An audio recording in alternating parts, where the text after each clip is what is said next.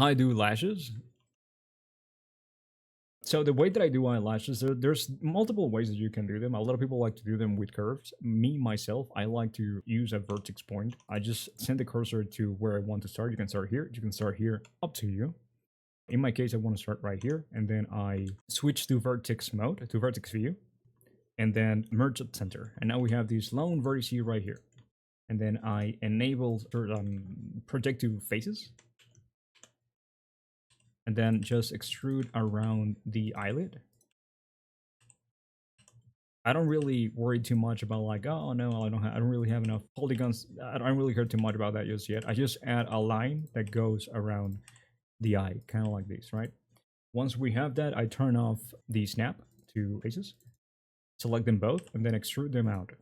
And then with Alt S, you can scale alongside the normals, right? Like this is scaling normally by pressing just S, and then by pressing Alt S, you scale along the normals.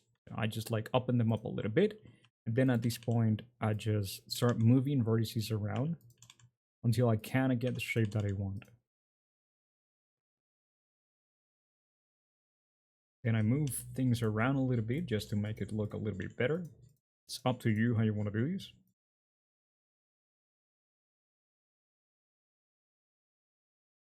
Let's move it down so they go a little bit inside of the eyelid.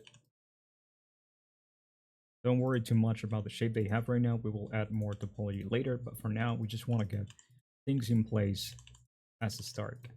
Usually, the lower eyelash is a little bit smaller than the one on the top. Right? Cool. Now we add solidify modifier, and the way that you get different thickness on the solidify modifier, I like to go for the offset at 0. It feels like it gives me better control of how thick they're being without me having to move them or readjust the place that they're in. And then you're gonna select this line right here, the outer edge, and then you make a group out of it. You don't need to name it anything. If you want to name it something, go for it. I don't never use name for the groups. Just make a group, and you're gonna input that group on the vertex groups box in the solidify modifier. Click on that. It's gonna be inverted by default, so you just click on these, and there you go. Now we have different thickness. And at this point, if you want to see the topology in edit mode, remember to click on the triangle. And at this point, I do add another loop, and I just scale alongside the normals, or shade smooth. And then we add a subdivision modifier at the beginning of the stack.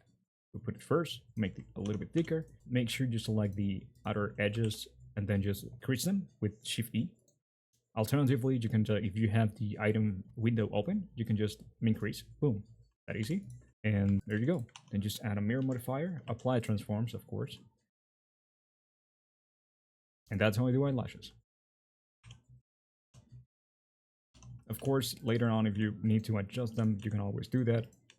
But it's entirely up to you what you do with them.